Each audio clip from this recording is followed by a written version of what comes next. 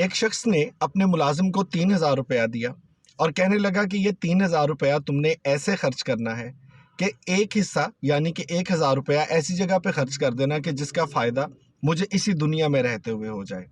1,000 روپیہ ایسے خرچ کرنا کہ جس کا فائدہ اس دنیا میں تو نہ ہو لیکن آخرت میں مجھے اس کا فائدہ ہو، اور 1,000 روپیہ کسی ایسی جگہ پہ خرچ کرو جس کا فائدہ نہ مجھے دنیا میں ہے نہ آخرت میں ہے۔ اس ملازم نے کہا صاحب جی ایسا ہی ہوگا،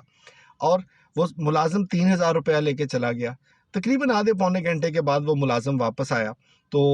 صاحب نے پوچھا کہ ہاں بھائی، وہ جو تمہیں میں نے کام کہا تھا 3,000 روپیہ، اس کا کیا سوچا؟ تو اس نے کہا جیسے آپ نے کہا تھا میں نے وہ پیسے ویسے ویسے خرچ کر دیے ہیں۔ اب جو صاحب تھے وہ جاننا چاہتے تھے کہ آخر کہاں کہاں پہ خرچ کیے۔ تو اس شخص نے کہا کہ صاحب جی جب میں آپ کے گھر سے پیسے لے کے نکلا تو گلی کے نکر پہ ہمارے فلاں ہمسائے ہیں، ان کے بیٹے کی آج شادی تھی۔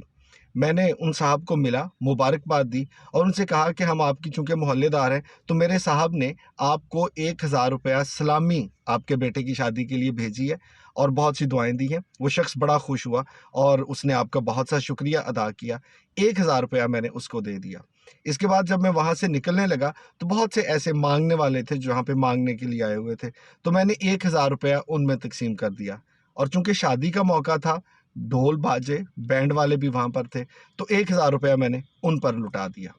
ان صاحب نے کہا پھر ان کی تقسیم کیسے ہوئی؟ تو اس شخص نے کہا کہ وہ 1,000 روپیہ جو میں نے سلامی کے لیے ان کو دیا ہے، یقیناً جتنی دعائیں انہوں نے دی ہیں، اس کے ساتھ آپ کے بیٹا بیٹی کی جب بھی کبھی شادی ہوگی تو وہ آپ کو بدلے میں یہ سلامی ضرور دیں گے، اور جتنے پیسے آپ نے دیے کم از کم اتنے بلکہ اس سے زیادہ پیسے آپ کو سلامی میں دیں گے، جو کہ ہمارے ہاں کی ریت اور رواج ہے۔ اس کا مطلب ہے کہ اس 1,000 کا فائدہ آپ کو دنیا میں رہتے ہوئے ہو جائے گا، اور وہ 1,000 روپیہ جو کہ میں نے غربا میں تقسیم کر دیا، جو بیچارے وہاں پہ مانگنے کے لیے بیٹھے ہوئے تھے، وہ یقیناً 1,000 روپیہ دنیا میں تو فائدہ نہیں دے گا لیکن آخرت میں ان کی دعاؤں کی وجہ سے آپ کو بہت فائدہ ملے گا۔ اور وہ جو 1,000 روپیہ میں نے ڈھول باجے والوں پہ لٹا دیا، اس کا نہ فائدہ دنیا میں ہے نہ آخرت میں ہے۔ اب یہ جو چھوٹا سا واقعہ ہے، اس سے ہم سب جتنے بھی پیسے کماتے ہیں اور خرچ کرتے ہیں ان کی تقسیم ہم بہت بہتر انداز میں کر سکتے ہیں، کہ بہت سی ہماری ایسی خرچے والی چیزیں ہوتی ہیں کہ جن کا فائدہ ہمیں دنیا میں رہتے ہوئے ہو جاتا ہے۔